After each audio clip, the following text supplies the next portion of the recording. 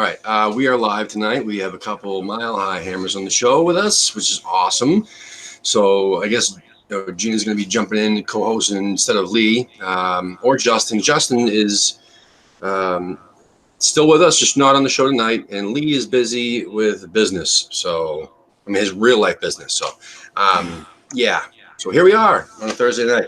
Anyway, real quick, going to mention... Like and subscribe and use notifications when you want to get notified when a new video comes out. Thanks, Max. All right. He loves doing that. So thanks, Max. Good job. Yeah.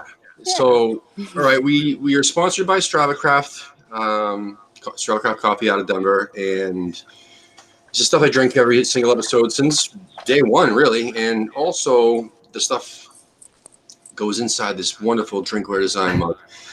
It's got our American Hammers TV logo on it, which is just delightful. And it makes it easier to drink this good stuff. So anyway, links in the description for both of those below. There is a link in the description also for t-shirts. So there's only a few more days left in the second campaign of the second design. The first campaign of the second design shipped today. So everybody who bought a shirt, thank you, and your stuff's on the way, which is awesome. 10% goes to Eyeless Fight, 10% goes to DT38 Foundation. The second design has American Hammers TV with the logo, and on the back it says West Ham United Supporters over Land and Sea, I believe, which is kind of cool. And all different shapes, sizes, colors, hoodies, long sleeve tees, and whatever. Awesome. So that said, Nick, what's going on, my man? Hello. Nice to meet you, Tim. Nice to meet you as well. So how on earth did you get into West Ham? My whole family is West Ham back in England. I'm from England, live in Denver now, of course. But back in the day, my granddad was a season ticket holder in the 70s, along with my uncle. My mum's a West Ham fan. My brother's a West Ham fan. My cousins are all West Ham. So pretty much everyone in my family is all about West Ham. So it's been ingrained since me and my brother grew up as kids, basically. It's awesome. Yeah, we've we usually seem to think that most people from England or London or the greater London area would be they would generally say they're born into it or whatnot, but it's not always the case. But it's definitely the first question we ask, even American supporters. It's my favorite question because everybody has a different story. Absolutely. Yeah, I mean, I've heard everything from. I got into them from watching Green Street Hammers to, I saw them on The Simpsons, yep. or born into it. That's cool. So what was the first match you can remember going to? Yeah, so my first match my dad took me to was in October of 1996. We were playing Blackburn at home. We were actually late for the game because we didn't realize that how difficult it would to park around the Boleyn. So we were driving around trying to find parking for absolutely ages. And actually in this game, we missed the first goal. I think the first goal was after something like 2 minutes. And if I remember correctly, it was an own goal. So we were already 1-up when we walked into the stadium, and it was absolutely electrifying. I don't think there's an experience like it, walking up the stairs into the stadium, and it's absolutely packed with people. And back in the day, I think you could take beers in, and everybody is just buzzing for the game. And that memory of like my hair standing up on my arms just always stay with me from that experience. And I think we ended up winning the game 2-1. And there was an own goal as well by Henningberg. I don't know if that was the first one or the second one, but it was definitely a diving header. And I don't know, I haven't seen the footage. I've tried to find the footage online of the game to relive it after all of these years. But it was a pretty good goal by all accounts that he managed to score for West Ham. So appreciate that. Great. So, hey, Nick, can you tell us who some of your favorite players have been? Yeah. So I think one of the ones that stands out for me is Julian Dix. I mean, obviously the Terminator was growing up an idol for me. And my mum actually got a signed copy to me from Julian Dix. He brought out a book, I think it's called The Terminator. And I've still got it in the padded envelope that somebody who sent it to my mum gave it to me. So I think it's around here somewhere. It was in England. I think I bought it back recently. So yeah, Julian Dix definitely is one of my favourite players from West Ham. When he put that penalty in against Man United, it was unbelievable. What a goal that was. I think a lot of West Ham fans remember that at Upton Park. Oh, definitely, and him as well. Like we we were so close to getting him on the show. We were very close. I couldn't believe it, but one thing led to another, and we got a hold of him, and then Slav took him away. Slav took him to West Brom, and now he's too busy. So at this moment, anyway. But we were so close. That would have been so next amazing. time. I know, man. Damn it. So we weren't going to tell you. Go ahead. I was saying, so how are you swinging that? You've had some pretty good people on. Jack's a personal friend of mine, and then everybody else has been like just hustle. Okay. And luck. I mean, trying to figure out how to, PI or private visit, or just get people's contact info, I guess you'd say. Kind of creepy, but with the big stars, it's not stars, but West Ham players, it's tough. Yeah. Current players or staff are impossible because you have to go through the club. Sure. And they don't just let anyone come on. We were lucky to get the West Ham women players on. We couldn't get them on during the season. And then we were denied having Matt Beard, the women's head coach, on because the club said no. They said, "Who are you?" So it all depends. But Ian Bishop was awesome, and he's one of my favorite players of all time. And that was just Twitter, reaching out and saying hello and stuff. So that was cool. Yeah. Interesting. Yeah. So you what was your one of the questions I was going to ask later, but I might as well just ask him now is what's one of your favorite kits of all time West Ham? Definitely last season's third shirt. Stop it. This dirty thing. I'm kidding. I'm just winding everyone up for Mile High Hammers. I think I was the only one that had the kit, and literally every time I wore it, we lost the game. So you and everybody else, man. Absolutely. I think Sam put a stat together for us that we conceded 12 goals, lost 4 games, drawn 2 or something in the shirt, and scored 3 or 4 goals. It was awful statistics behind the shirt. Wow. Not great, but you can actually see some of my favorite shirts behind me. So the Paolo Di Canio shirt on this side, obviously, where he scored that goal against Wimbledon was phenomenal. You couldn't match that even still today. And then this side is I've actually got like Tony Cottee in the picture in the bottom corner. I was going to ask you. So when you see that shirt, who do you think of? And some people will say Dix, but most people say Cottee. Yeah, it's Cottee, Julian Dix. I mean, there's loads of people that wore the shirt because that was my first shirt from West Ham. Hence the reason it's framed. Me and my brother both got the same shirt, and my mum bought us these shirts, and I think she went 2 sizes too big because I remember going to Fiverside down the local leisure centre, as they call it back in England, and the shirt sleeves are just baggy, and the whole thing was baggy on me. So it lasted a good couple of years, and it's still here today on the wall. But yeah, these are 2 of my favourite shirts, I would say. And then I've had a number of shirts over the year, and I really like this one. You're wearing it as well, Tim. It's my favorite. This is my number one. Yeah, it's incredible. It fits so well.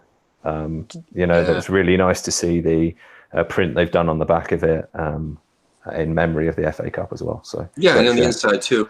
Yeah, it's kind of cool. Yeah. And then I chose the sponsor, but it's just because I feel naked without it, man. I don't know. But it's nice to see it without it as well. Yeah. And, especially the home kit looks fantastic without the sponsorship.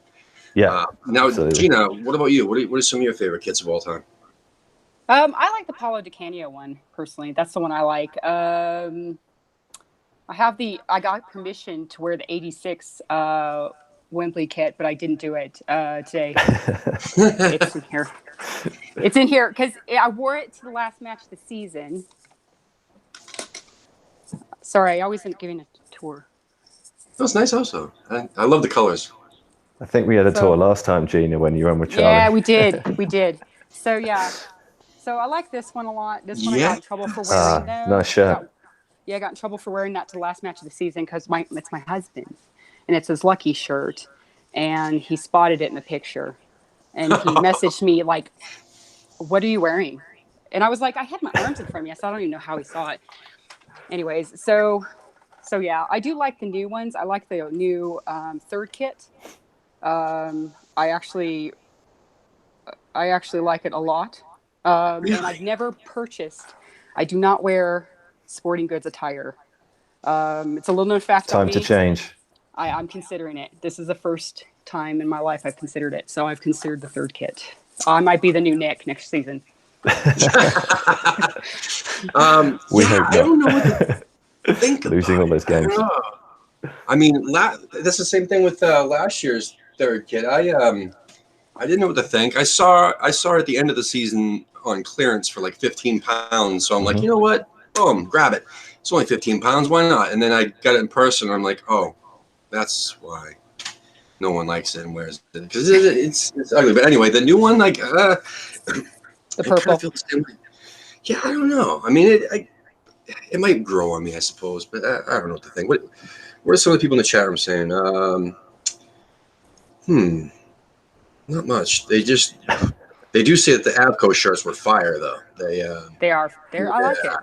I I really think like it. Tony Cotti messaged about that on Twitter the other day, saying like, where are all the old Avco shirts or something like that. And I just saw loads of tweets with people pulling out old Avco shirts. And that was probably like 2-3 days ago. You know, So- there's a lot of people selling them online now, like classic football shirts or Yeah. 3 retro, or a lot of retro companies. They're I don't know if they're remaking Score Draw or something like that. It's called. That's right. Yeah. Yeah. I So got a couple of you can their get shirts. I want to get the shirt that we wore in the FA Cup final in 2005. I know we didn't win, but I think it was just such an epic day. We were actually by Upton Park. We went down there, went in the Boleyn, and it was electric. The atmosphere, people were throwing beers everywhere. We actually got kicked out of the pub halfway through the game, and we had to run to another bar to find the game on. And I just couldn't. Yeah, you can't make this up. It really happened. I think they were just worried that the damage that was going to happen to the pub was just too much, and threw everybody out of the pub. And then we had to run down the road to find another pub. So that shirt, that game has a lot of memories for me. And Steven Gerrard obviously ruined it for us all with that wonder goal that he scored. But great day in London and with friends. Of course, my brother, yeah. of course. I can't. I mean, I obviously wasn't there. I can't imagine. I mean, the atmosphere must have been just insane, especially the build-up. Leading up to that match, that must have been insane. Now, speaking of I've seen that kit on eBay quite a bit in different shapes, sizes, some with numbers, some with names and whatnot. So, yeah, it's definitely available out there. Now, I was going to ask Gina something about that too. So Gina, what did you think about the training tops, the sleeveless training tops that the gentlemen were wearing the other day? It looked like Chippendales outfits. Oh yeah, no, I don't like it. I don't like what are the little sports bra things? There's too many pictures of that. Yeah. Too many pictures. Heart rate I know what they are. monitors. They're heart rate monitors. Yeah. We call them Holter monitors. I work in medicine. Call them Holter monitors, I think. And so I was just like, what's with the sports bras? And then whatever. Anyways, yeah, I don't like the sleeveless ones. No. And yeah. I mean, I know. Jesus. Oh God. Anyway, there's too much for me, especially too many sports bra pictures. Well, that too. Yeah. Oh God. All right. That's one of the. I'm usually the one who's keeping an eye on the chat room during the show as well. There's a lot of people in there tonight. It was just fantastic. See, as I'm saying, Gina, since we had you on, you were one of our first guests. You and Charlie. Yeah, I think fourth or fifth. Yeah, and I think Ben was in there. Ben was in the chat room. Yeah, that's what I'm saying. That's all I remember. But that's it. Yeah, I think that him and Gabe or Wally, those are the two that Gabe and Wally have been here since day one, just in the chat room. A complete opposite walks of life, but they love West Ham to death, and they love our show, which is kind of cool. We ended up bringing them on as guests because they were in the chat room every time. It was kind of cool to have every them time on. I'm in there, Gabe, I know Gabe for sure. I always see Gabe in there. Yep, Gabe and Wally World. I'm telling you. And well, tonight we got Gaz, who's Gary. He's been filling in as co-host for us, and he's going to be doing hosting a post-match show for us during the season. We got Jim Stebbins. Jimmy is Gingerbread on Twitter, and he's been nothing but fantastic trying to wrangle people into our Discord app, which is phenomenal. So for everybody who's watching right now, live or not, we have a Discord app, and we don't use WhatsApp, so I thought Discord would be better. We have different channels in there that you can comment on, everything from the Vegas event to pre-match, during match, after match, transfer rumors, show ideas, a future London trip where we get all our Americans and go over there together, trying to plan that. I mean, there's a bunch of cool chat rooms in there, and Jimmy has been nothing but awesome trying to wrangle people in there. And every time I forget the link, he's been posting the link behind me, so that's really cool. Lee's good friend Ken McGuire is in the chat room as well tonight, and Gabe. Gabe's in there. What's up, Gabe? And then we have a gentleman from South Australia watching. He says it's well, when he mentioned it was 10:38, but it was 9:09 at the time, Eastern time anyway. So it's 10:38 a.m. or almost 11 a.m. there, and he's watching our show. It's awesome. So a lot of good stuff in the chat. Yeah. So we talked about players. We talked about the kits and your match. Now, is there a memorable? What's the most memorable match you've been to? Was it your first match or was it a different match? I think I've been to so many matches where we've lost, to be honest, that I kind of like forced them out of my mind. I mean, I've been to cup games against Warsaw. I remember we lost against Arsenal when I went, and I was gutted by that. So like Bournemouth, I think I went to at the Olympic Stadium. We lost on that one as well, but I went back against Southampton last game of last season, and obviously we won 3-0, and that was really great to go to that game. I remember going to a game once against Sunderland, and I think it was a championship game on an evening, maybe a Friday night, if I'm correct. And that was an experience. We were sitting really close to the Sunderland fans, and they were giving it a lot to us because we were losing the game at the time. I think we were losing 1-0. And they just wouldn't be quiet. The amount of banter going backwards and forwards, and honestly, it was a little uncomfortable. It was just me, my brother, and my cousin sitting there. But that's certainly a memorable game, and I think we played Leeds one night as well under the lights. I remember. I more remember the players that I've seen and the ones that stand out as being quality. So I remember seeing Scott Parker, and his movement, the way he controlled the ball, played the ball, and is phenomenal to watch. Even Tompkins was really, really good when I watched him play. Yeah, I know. Shame you sold him. No, I don't have to mention him. That's thanks. Now everybody can drink in the chat room. All right, cool. Ginger Pele was awesome as well. I'm afraid that we got rid of him. Shame about that. So they're some of the ones that I just remember because, when you're behind the goal, you sticks in your mind when you're a West Ham fan of what the defence are doing more than the attack sometimes.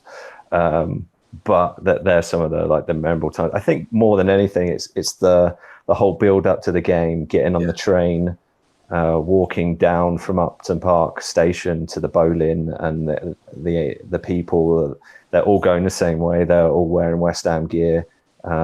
People shouting "Overland and Sea." And you can just feel the atmosphere, and then you get a dirty burger from the burger van. And before you go into the game, get a pint when you're in there, and everybody's just buzzing for the match. So it's all about the atmosphere sometimes, and the experience, and who you're with as well. So some of the things that stick out for me. So just out of curiosity, this is just a question I have to ask. What was your pub by Upton Park? Good one. Yeah. I have to know. We didn't really go to too many pubs. My cousin lived in Beacontree, so I'd normally go, which is Dagenham, a station near Dagenham. So we'd normally go to his place, get on the train, and then go straight into the game and get a pint in there. Okay. It never, we've been going since I was 16, 17. I could drive down with my cousins, so I wouldn't say we really had a local. I think the first time that I did go into a pub was the bowling on the FA Cup day that I explained, but I didn't really have a local, I'd say. Oh, okay. Good question, though. No, very, no, that was Well, I'm awesome, just wondering Shane. because everyone always has the same few that they mention, Yeah. and now every time it's like, oh, Carpenter's Arms, I've been to Carpenter's Arms or whatever, and that's one we went to, and I'd never been to a pub before a match, and it was coming from where I come from and my background, it was surreal, just absolutely shoulder to shoulder, and so it's an interesting thing to me. Oh, yeah. At the new location, I mean, at the new stadium, I mean, Carpenter's Arms over there, that was my favorite experience before the match. And after the match, actually. It was just unexplainable. It was heaven. It's electricity, isn't it? Yeah. It's electricity, yeah, definitely.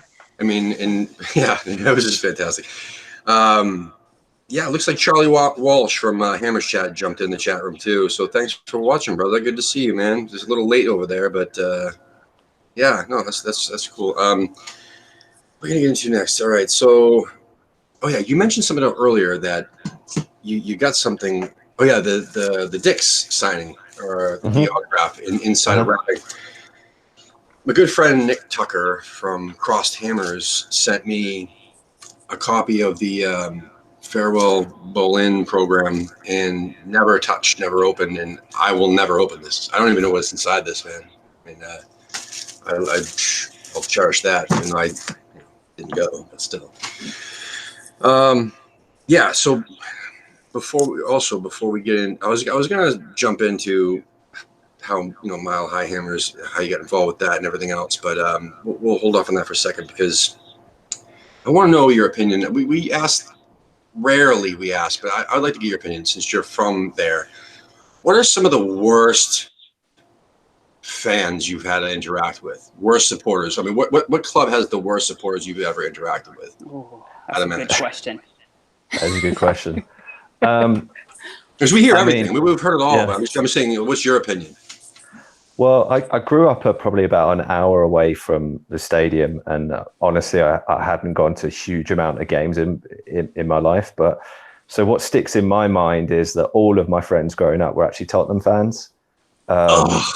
So I almost choking my coffee, man. So going to school on a morning after we'd lost a game, just any game and they'd won was agony. But especially when we'd lost to Tottenham, of course.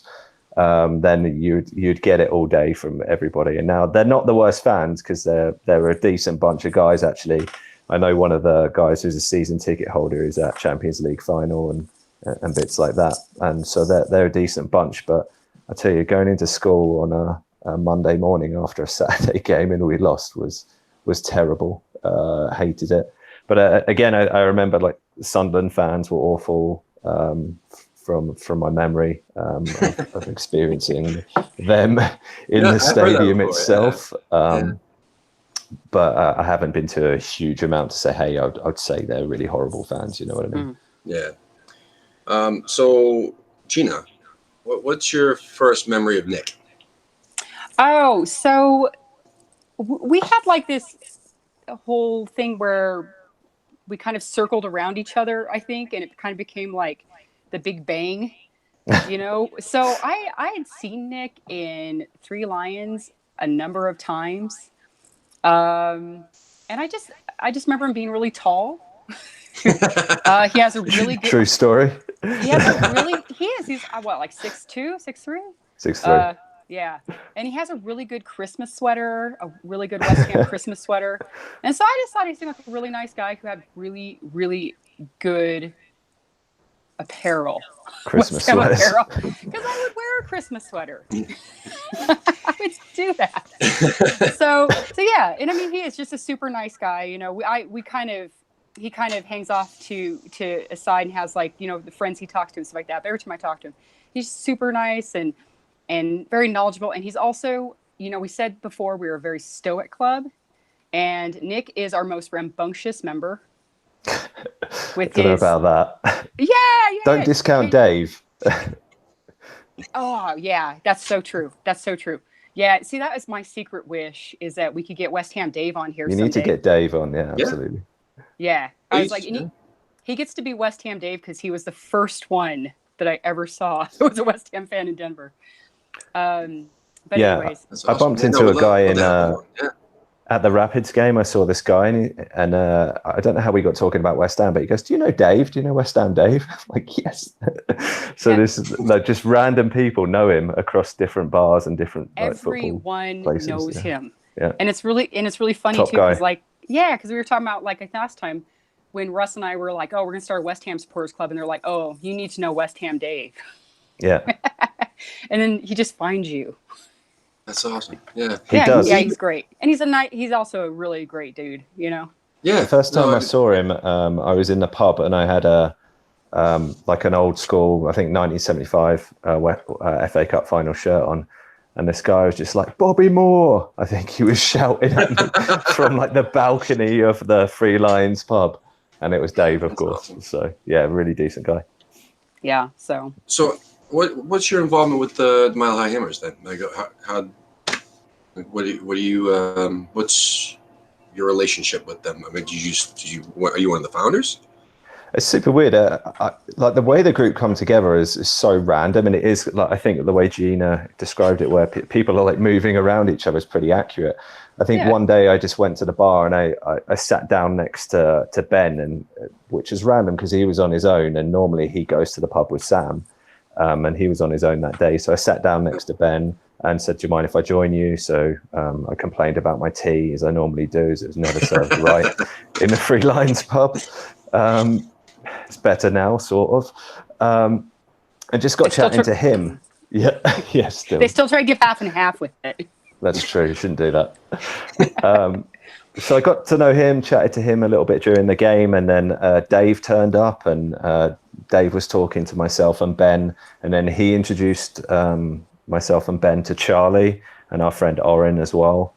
So we got chatting to those guys, got Charlie's number, and then I think he was already starting to know Gina and Russ, and then I think from there, like people started doing different things. I think Charlie has the Twitter, Gina, you do like the Facebook. I think I put the WhatsApp group together, so everybody kind of merged together at the beginning of it. So it's That's kind awesome. of a real random way of getting a group of people that supported West Ham together. You know, I'm hearing that a lot though, and because there's a lot more West Ham supporters in this country than we realize, I think. And I've said this from day one. And Leo, when Lee and I started this, he was like, nobody's going to watch this. There's no Hammers here. Everybody's Chelsea or Man U or Liverpool or whatever. And I'm like, no. There's lots. Trust me. We haven't seen them yet. And that's what you're describing is like the perfect example of, there being different groups. They just haven't connected yet. You haven't connected them, and then they're slowly they connect together. Because another perfect example is Arizona. There was 2 full-fledged groups within a mile from each other, and they didn't even know that each other were there. And now they're one group. That's awesome, So I think that's like that all over the place. We just again need to connect them because we went to that. If you go to a Boston Hammers, event thing, right? If you go to the pub with them, you can get 10. But most of the time, it's maybe like 3 to 5 people, right? Mm-hmm. But then NBC Sports has this event in Boston that I heard you guys are petitioning for. The NBC Sports Fan Fest thing, my Premier League Mornings thing or something like that, potentially. That would be amazing. Yeah. Out of nowhere, there's over 100. We counted over 100 West Ham supporters that drove from driving distance. You know what I mean? Yeah. But only 5 to 10 of them show up to Boston Hammers events. So that's what I was saying. Maybe they just don't get out, or they're not connected on social media. I don't know. But there's a lot more than we realize, and hopefully you guys continue to grow too, because you're definitely one of the more. What's the best way to say it?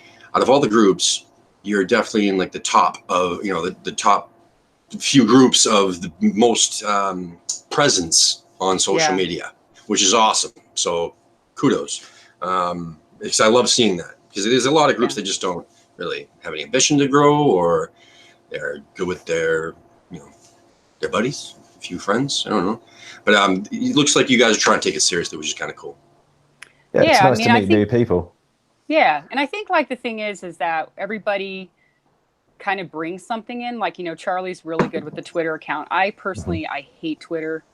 I hate it. It's a necessary evil, though, and I don't have. I like log in to like what Charlie's doing, and you got to follow X though, so it's necessary.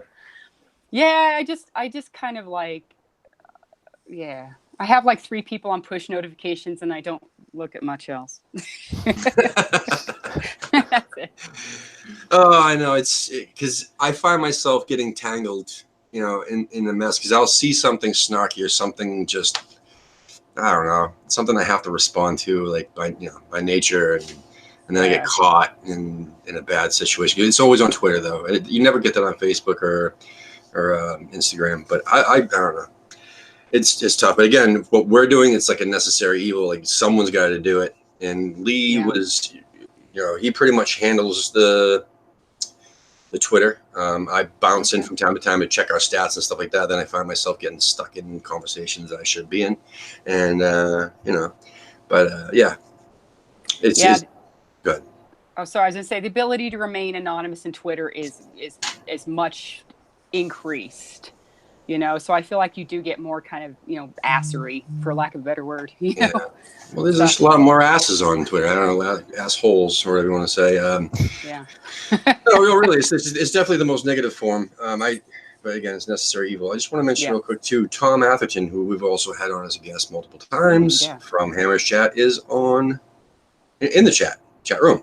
So they're discussing getting together with our guys and whoever else, I guess, a FIFA tournament, or FIFA matchups or something. I guess they're chatting away about right now. There's fighting words going back and forth, but playful fighting words. Someone said, no, not Donkey Kong. No. Oh, okay, never mind. I get what you're saying. I thought they wanted to do a Donkey Kong tournament. I want to go back real quick to Spurs for a second, because your friends, you were saying, that are Spurs supporters. You must mean from back home, right? Yes. Okay. Yeah. So there's a big difference between American Spurs supporters and English Spurs. I haven't met any English Spurs supporters, but every single Spurs supporter I've met in this country, I don't have anything good to say, so I'll just move on. But anyway, I'd say they're the absolute worst in this country. United fans are just glory hunters. There's nothing threatening about them. They're just there for victory. And same thing with Arsenal here anyway. But it's the clubs like Everton that are not quite there, but they're not quite nobodies either, like Spurs, etc. That those are the American fans that suck the most. To be honest with you. Oh, even though, Jesus Christ, Charlie just said he's down for a Donkey Kong tournament. Well, why not? That's cool. It looks like Patrick Davis has popped in the chat room as well. Thanks, brother. You guys mentioned Charlie earlier. Me and him just have we're on different planets, I guess, because our times just never match up. There's been so many times. It doesn't look it because we haven't had him on the show since the first show, and same thing with you, Gina. It's just every time we wanted him on the show, we just can't, and vice versa. Anytime he says, "Oh, well, I'm available," I'm like, "Oh crap, I'm not." I mean, we don't have a show going on, but we'd love to have him back. We're super psyched to have Gina back tonight. So I'm kind of glad Lee's not here. Thanks, Lee. I am currently co-hosting. Yeah, no, it's awesome. But and at the same time, I still get to catch up a little bit with you. That was great, So you guys follow the Rapids at all? I heard you say you've been to the Rapids matches, Nick. Yeah, I follow them a little bit. I went when I first moved here more often, and then I think they really went downhill last season. And then the current season, they're doing better. They've got a new coach. Playing better football. I saw them play DC when Wayne Rooney was in town, and that was actually a really entertaining game. There's a lot of games I've been to in the past that have there's been really poor passing, poor movement. They look a lot better this season. I think new coach is doing a much better job with the team. So I think the football's got a lot better there as well. So good luck to them this season. Hopefully I get out to a few games because, I said to one of my friends, I'm not going to spend $100 or whatever it is to go down there, have a few beers, and they just get beaten and the football's not good. I mean, it's like almost the equivalent of League One or worse in England. I say that a lot sometimes, but it's getting better this year. The Rapids, I would hope so across the board because I mean it's this country's flagship. It's our top division. It should be competitive. I mean, I would go to a match like you said, maybe to see Wayne Rooney in person. You know what I mean, or Zlatan or something like that. But or Lampard when he was playing. You know what I mean. And I did get to see Lampard and Pirlo together. That was fantastic. But I can't stand Major League Soccer. I don't want to watch it. Our home team is just horrendous. The people, the ownership, the general managers, they have no clue about anything. So I mean, I'm not a big fan. But if I was a fan, I'd probably support the Rapids because of their colors. So you guys, it works quite well. I could just turn up in a West Ham shirt and it's fine. I don't have to repaint my house. There you go. Yes, that too. Yeah. Shit. All right, I do have a question here. So basically, Tom from Hammer's Chat, what's up, Tom? He says, what's everyone's opinions on Wanyama and Rose? Would you try to take them from Spurs? Because there is rumors that we were linked with Wanyama. I think that's his name. Wanyama was linked in the last couple of days, if I'm correct. I think a lot of Tottenham fans say, okay, you can have him. My opinion is he's a pretty decent player. We need someone to back up Rice at the moment. He can't play all of the games during the season. And then Sanchez, yesterday, I only saw the highlights, but according to Charlie and ex-West Ham employee, he was very poor. He gave away the ball for the fourth goal. And wasn't that great last season. Apparently he's on 75,000 a week as well. So my God. We could do with him leaving and then bringing in someone a little bit more of quality in the defensive midfield position. So I think for him, I would take him. Danny Rose, I'm not 100% sure. I think obviously Pellegrini's looking at Masuaku, who's looking at Cresswell, and they're both decent on their day. So can he get them to be more consistent? I remember a couple of years ago, like Cresswell was rumored to go to Liverpool for 25 million. So there's got to be something there that's going on that can get him back into form. And he was playing for England as well at one point. So with Rose, I mean he's a Spurs lifer. I mean I don't see him wanting to leave. I can see him turning something down, because he's been there, I think the longest out of any of the current squad.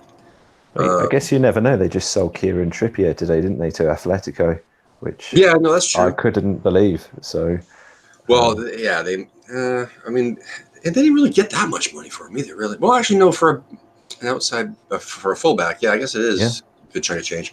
25 mil or something like that, right? Something like that, yeah. Something like that.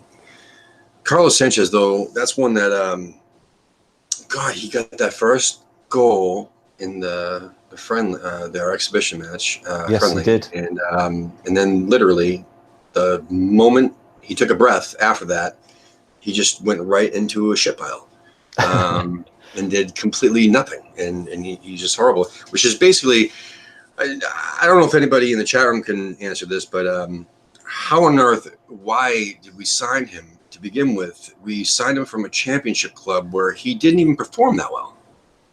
Yeah. And then was it an agent thing? Was it one of those, if you sign so-and-so, you got to sign him too? Or well, I think he was with Colombia in the World Cup, right? If I'm correct. But I don't know. We all know that doesn't translate, unfortunately, and realistically. We've seen that many a time at West Ham. Seriously. I think more than most. This chat was going crazy right now. This is awesome. So I love this interaction, man. Sanchez Woeful, 75K a week. Oh my God. God, I'm gonna. Rose will probably be going to Champions League team if he leaves Spurs. Wanyama is not the sort of player we need to be signing. And Carlos Sanchez is a rich man. Yes. True story. And then Yeah, no, that's awesome. So that's it for the questions. Well, thank you. I'm going to hop in here to Twitter, if you don't mind. Just give me a second. I got to pull up a Hammers poll or two. So Hammers polls are friends of ours. Hammerspolls.com, or on Twitter, they're at Hammers polls. Basically, they come up with their own polls. They also accept poll ideas. Like if you have a poll, just mention them or tag them or something like that, and then they'll retweet it and whatnot. It's obviously all West Ham related. I know it looks like I'm staring up at the sky, but I don't know if you watched the last episode. I mentioned this, but basically, I have a projector because I don't know what the hell happened to my monitor, but I'm looking. My camera's over here at an angle, and I'm looking at the curtain I have tacked up to my wall with my screen on. Anyway, that's too much information. All right, so West Ham are currently looking at two defensive midfielders, Palhinha and Wanyama. Which one would you prefer, Gina? Wanyama.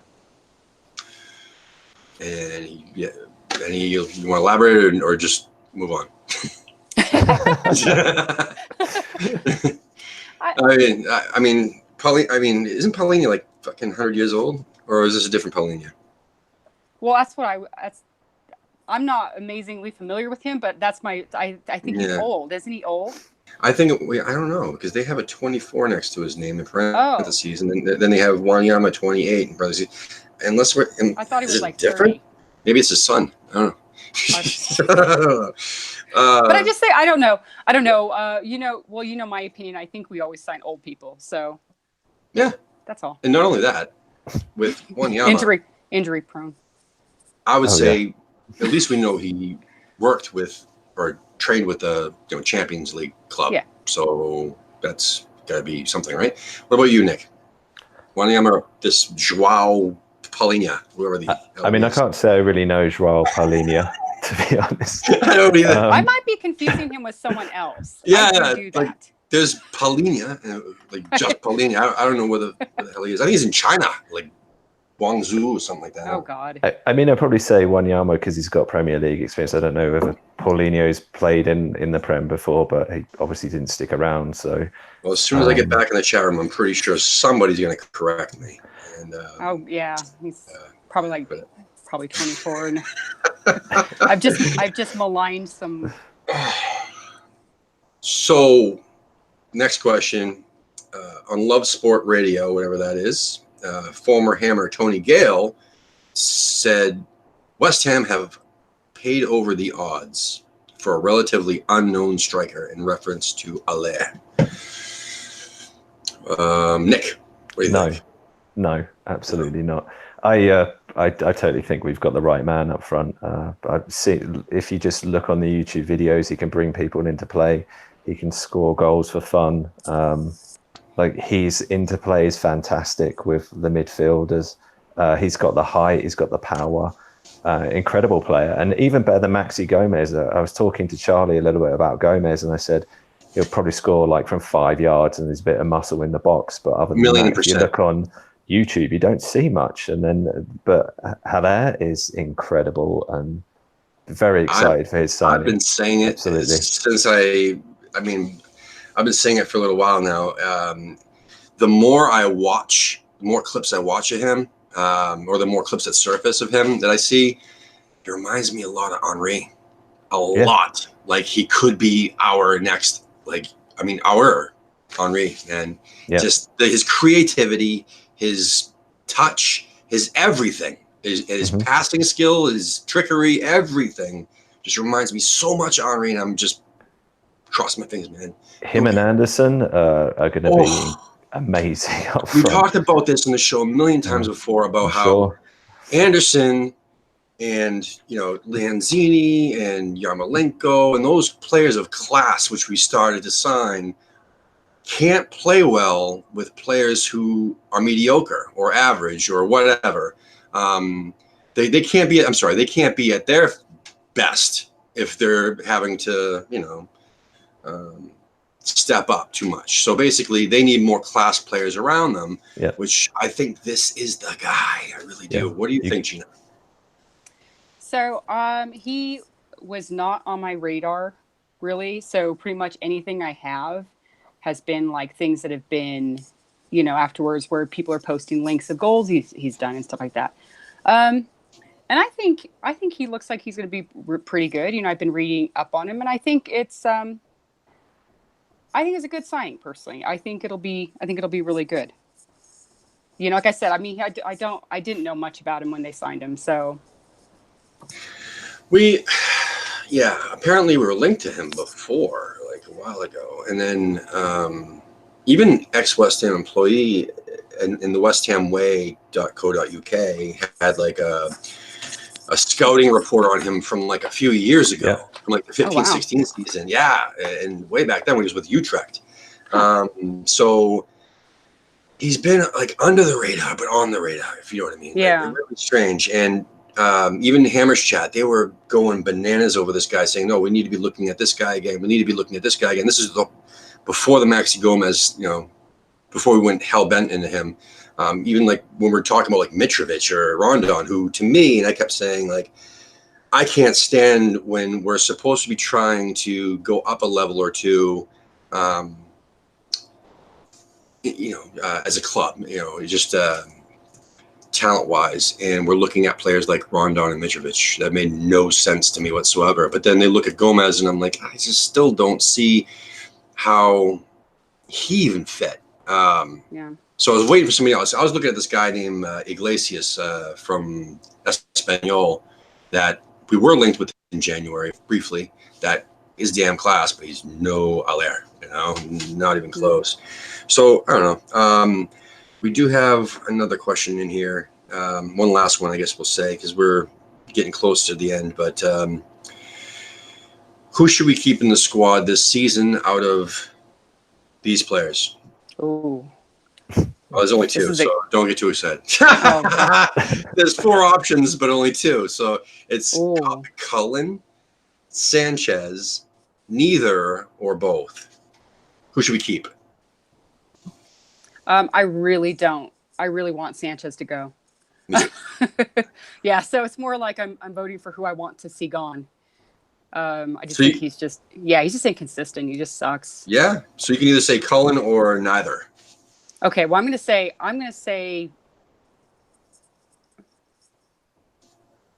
both gone. Both gone. Free up the money. I don't know. Yeah. I mean, well, Cullen's one of those. He spent the year. He spent the last couple of years on loan from everywhere from Bradford City to Bolton to last year was Charlton. Yeah. He got them promoted, which is cool. He's shown glimpses. He's an academy boy, but hasn't really spent too much time here. But I don't know. Yeah. I am wearing pants, Scott. Oh, you're looking at the chat room? No, I just got a WhatsApp message. Scott thinks I'm not wearing pants. They're pajama pants. Jesus Christ. Scott's been drinking again. Oh, when is he not? Really though. But I love him though. You know. So no, are we talking about the same Scott or a different Scott? No, we're talking about the same Scott. Okay, I'm gonna change my thing because I'm quite sensitive about people who come up through the academy. So I just say I want Sanchez gone, and Colin can stay out on loan. Yeah.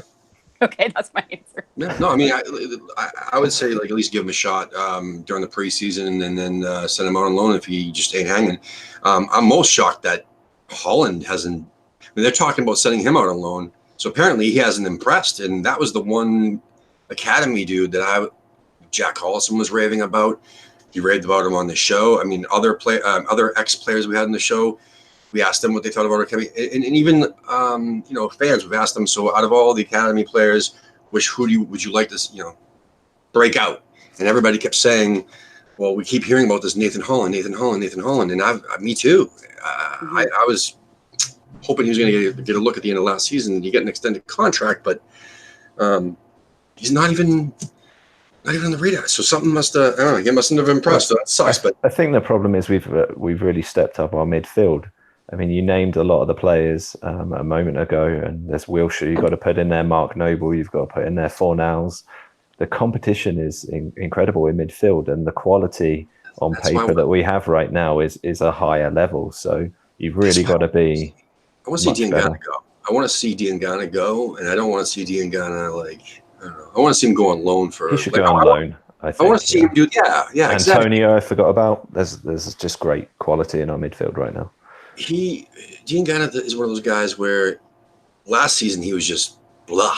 Like he didn't impress me at all. In his opportunities, he had multiple chances and he didn't do it. And Ben Johnson in one match just was fantastic.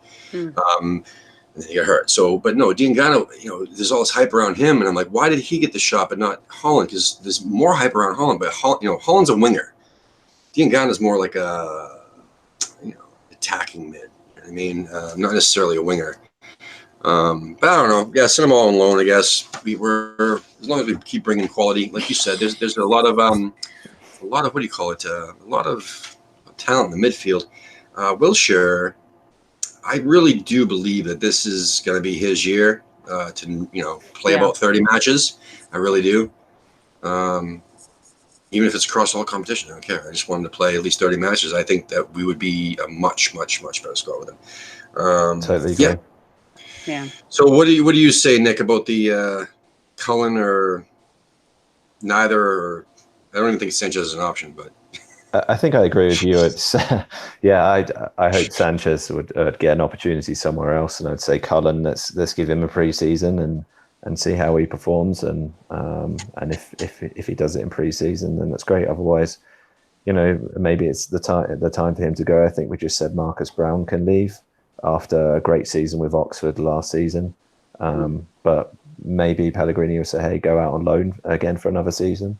But obviously, he proved himself with Charlton last year, so it's a tough one, I think. Someone, so I'm going to go back to the chat room now. Someone said Jermaine Defoe on loan. That would be funny. That's what a lot of people say. Well, you can tell we're probably going to end up with Balotelli, and I said this to Charlie. I don't want Balotelli to come to West Ham. No, he's toxic. No, or Sturridge, or up front, or how old is Sturridge now? I think he's getting older now. Yeah, and he's always injured. 28, I think, and maybe Danny Welbeck. I'll take Danny Welbeck up front at the moment on a free. That's who I would take. Yeah, I mean, well, his injury record is the worst of the three, isn't it? Or him and Sturridge are probably close. I think they're all equally bad. Yeah, I guess you're right. Fits the West Ham mold. I'd take Balotelli out of the three. I'm not saying I'd take Balotelli. I'm just saying out of the three. I mean, I don't know. We don't have a bastard on the team anymore. We need a bastard on the team. Well, he fits that bill. Yeah. So thank you, Scott, for popping in. Good to see you again. Thanks for doing the Bitch Fest last night. That was cool. Just next time, please don't do it when we have a scheduled event because you pushed our regular event back 10 minutes. Love you. All right. Oh, God, these people. There's a lot of comments. I'm just that make no sense whatsoever. That's just the overtired guys in England, the Hammershot boys. They keep asking me, would you rather paint a wall with your head or your knees? That doesn't, I'm not getting that Was one. it about two? What time is it there? It's 3 now. So basically, they'll come in at this time and then they'll say, would you rather be a horse-sized duck or a duck-sized horse? And stuff like that. Easy. Well, that's what they say because you can eat. Yeah, your mouth will be so big you could eat all the. I don't know, you eat everybody, whatever. So Colorado in the house. Yeah, so Pierre is in the chat. Thank you, brother. And really, there's no more questions, so that sucks. All right, I'll have got a little rapid fire for you, my man. I just got to pull it up real quick. Basically, at the end of the shows now, we do rapid fire. You know what? I'm gonna have to do it with you, Gina, because we didn't have that back when you were on the show. Oh so, no. No, it's really there's nothing bad. I swear. I had a regulatory agency in my hospital all day. I swear. Oh no! I swear, there's nothing bad in this. Okay. All right, quick fire questions. I think this works for everybody. Okay, good. So I'll start with Gina. Okay. Meat pie or apple pie? This is rapid fire. Apple pie. All right, good. All right. If you do feel that you have to elaborate, do so. But no. Do so quickly. All right. Meat's very non-specific. Nick, meat pie or apple pie? Meat pie. What kind? Beef. Right on. Usually we hear steak and onion when we talk to people from England, or steak. Yeah. Steak and ale's good. Steak and ale's good. Yes. So it's pressure, rapid fire. Sorry. Yeah, Nick. Who's your favorite current West Ham player? Antonio. Gina. Noble. Noble, nice. Yeah, I like him. Mine's Loyalty. Rice. I love Rice. Gina, who frustrates you the most in the current West Ham squad? Sanchez. There you go. Yeah, good one. Nick. Definitely Frederick's last season. Yes. So I'm looking forward to him doing a lot better this season. He finished well, so hopefully he'll have a great season. If he goes to passing school, yes, he'll do well. I like Fredericks. He's super fast and love him to death. He's got a great attitude, but he cannot pass the fucking ball. Pardon my language. He can cross the ball. You know what's weird? He can cross, but he cannot head the ball. Every time he goes to head the ball, it goes to our opponent. And every time he puts the ball at his feet, he either gives it away or passes it to an opponent. I swear to God, I would go back and look at the fucking highlights. But yes, okay, so he can cross. Okay, good. Where am I at? Who did I ask last? Gina. So Gina, FA Cup or top 6 finish? Top 6 finish. Really? You're the first person who said I know. top 6 finish. I know. Noble needs a cup. Reasons. Noble needs a cup, and this is the year that we can do it. Let's do it from. All right, let's do it for Noble. I changed my answer. All right. Noble needs a cup. You're right. He does need a cup, and I think this is the year. We got the squad. You know, everybody will be healthy. It'll be great. We'll get a FA Cup. We got these, cup retro kits. This is the year. I'm telling you. I just think top 6 finish is very, very, very realistic this year. Yes, We can do both this year. Oh, nice one. What? Both? Which one would you prefer? Oh. Which one would you prefer? FA Cup. All right, FA Cup, good. Nick, what do you? All right, what about West Ham? Do you love? The fans, the club, the atmosphere, everything. Just Nice. family club. Gina. The history. Awesome. Gina, what about West Ham do you hate? You're tough, right? All right, so this is going to be, oh, God, the hell? I don't know. Siranovich. No, okay, yeah. Okay. No, you know what I really, truly hate? I really, truly hate that this is, maybe not that, but I really, truly hate the fact that I missed the opportunity to see it at, see a match at Upton Park. That's not a West Ham thing, but I'm really upset about that.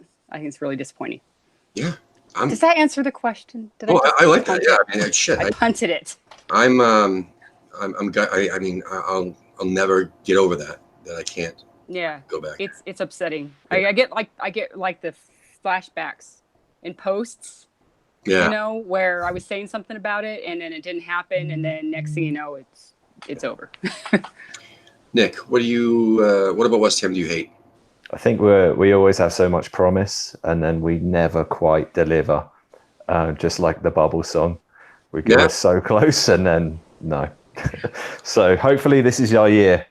There's one that no one has said yet, and we've asked this question a few times. Not every time. I mean, these 10 questions have evolved since we started, but I would say injuries. Yeah.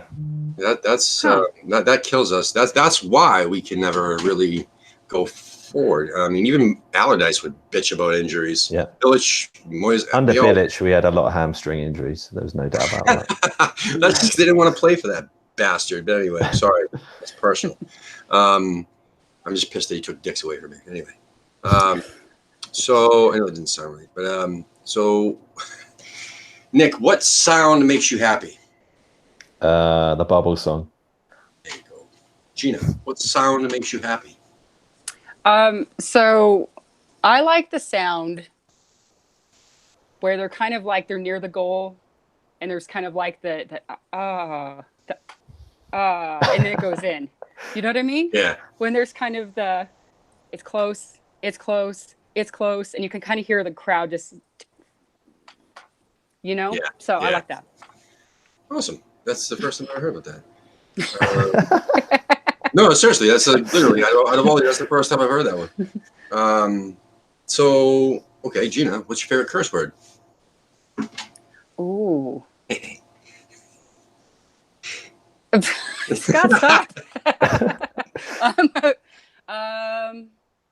I don't know. I swear so much. I say the F word the most. So that's your go-to, but not necessarily your favorite. Right? Yeah, that's my go-to. I don't know. My favorite would probably be, do you know you meet those people who can put together like the compound curse words? Mm-hmm. It'd probably be a compound curse word. That works. You know? Yeah. Nick, what's your favorite curse word? Thought this was a family show. No, kidding. No. Bollocks. Oh yeah, the second person said that, and I love that one. I changed my mind after I heard it the first time. Like, you know what? No, that is my favorite. I like that. All right, so Nick, what team do you love to beat? Love to Beat. Oh, Tottenham. Defeat. All right, cool. Tottenham, yes, love. That seems to be the most popular answer. I have heard United, Chelsea. Yeah, that's about it. Usually. Tottenham easily. Gina, what team do you love to beat? Spurs? Yeah, probably Tottenham. Kind of on a personal level. Arsenal? My kind of personal, yeah, Arsenal. Arsenal. The issue is that I think I hurt Scott's feelings. On a personal level, yeah, definitely Arsenal, and we've kind of like worked with Arsenal Supporters Club on things recently, so that makes me feel sad to say. But yeah. Them. Yeah, where's our horse racing day, Gina?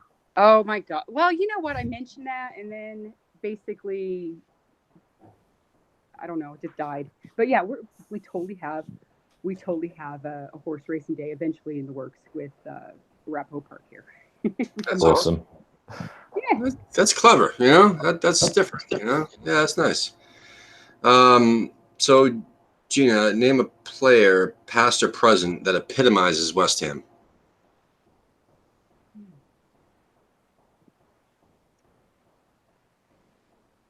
I say Trevor Brooking. I like that one. Yeah, yep. I've heard that once before. Usually, well, Nick, answer, and then I'll let you know what the usuals are. The usual's probably Bobby Moore. Bobby Moore and Billy Bonds, usually. I like Jeff Hurst, too. Box in the box. Ludo McGlosco, what a legend.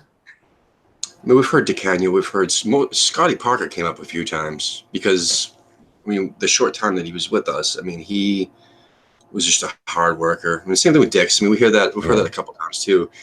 They just gave a shit, you know, about the club, and they gave their all on the pitch, and they made players around them work harder, not just play better, but work harder. You know. Yeah. Because that is embarrassing when there's like one dude in the team, you know, that like is just hustling his ass off, and you're not. I mean, that's, he was very effective. So I don't know. No, I wouldn't say Tompkins. Come on. Dash isn't chat room. All right. So last question would be, if you, Nick, could take a time machine back to experience anything to do with West Ham, when and where would you go? Oh, that's a great question. I'd probably do the 1980 FA Cup final because that was the last time we won the cup final. There you go. So why not? I've never experienced that, so I'd definitely say that day. We beat Arsenal too, so happy days. Someone also said the first FA Cup final that we won, just because they wanted to be there, the first to see what the fans' reactions were, you know, the support to see the first ever cup. But Gina, what about you? If you can go take a time machine back and experience anything to do with West Ham United, when and where would you go? 1966 World Cup win. There you go. That's the only time we ever won a World Cup, or actually the only time England won a World Cup, right? Yeah. Awesome. Cool. Thank you guys so much for popping in, and really enjoyed the chat. Nice meeting you, Nick. Really. It's meeting you, Tim. Thanks for coming back on, Gina. I appreciate it. Thank you. And best of luck this season with everything. We're going to be doing some pre-match stuff that we're going to ask. Maybe you guys send us some content. I know Wayne, who came up with those 10 questions, he came up with the idea of the 10 questions and comes up with questions all the time. Thanks, Wayne from Dallas. He's going to be doing something called West Ham and Eggs before every match, where we take 3 or 4 different groups sending us stuff maybe about an hour or so before the match. And then he's going to edit it and post it up like maybe about half an hour before the match starts. So every match. So because we got this new editing software, so he's playing around with it, getting all excited. Yeah, so we'd love to have you guys participate in that, obviously. And if you guys want to send us some stuff, your pre-match predictions and whatnot, that'd be great. I'd like to thank our sponsors again. I do need to go hurry back up and run into that chat room. Just say thank you to everybody tuned in tonight. Anybody else I miss? No, I didn't miss anybody else. But anyway, Gabe, Charlie, Walsh, and Tom Atherton from Hammer's Chat. Thank you, guys. Thank you, Scott, for drinking Your tonight. abuse. Yeah, so, no, Gabe, I'm giving you shit, Scott. I love you, man. So Gaz, Gabe, geez Louise, man. Everybody. I really appreciate it. Jimmy, and so on. So basically, you guys, please do me a favor and spread the word. We're averaging about 100 subscribers a month, which is pretty cool, and I would like to keep that pace up. So again, like and share. Subscribe to the channel, please. If you haven't already, just like click the subscribe button. We get a lot of views, which is awesome. And just please like and share the videos. But we could use some more subscribers. And check the links in the description below, because there's some cool stuff between our sponsors and the shirts that we're selling. And yeah, we'll see you on Sunday night. Actually, no, Sunday. Gaz and Wayne are interviewing Luke Bailey from Irons United. And at 9 o'clock Eastern time, well, that's at 2 p.m. Eastern time. At 9 o'clock Eastern time, we're interviewing a hammer from Minneapolis, Minnesota, me and Lee. So that'll be cool. We're trying to, get more groups out there. There's someone from Wisconsin we're going to be interviewing, I think, the second week of August. I'm trying to think. There's a lot more. We're trying to find as many as we can. Even if they don't have a group, just get on a show. Come on. And we'll help convince you to, start a group like Mile High Hammers or, Fresno Irons or Dallas Hammers and whatnot. So again, I'll talk to you guys for a second off the air. Okay. But everybody else have a great night. Come on, you Irons. I can't do that because I'm holding my phone.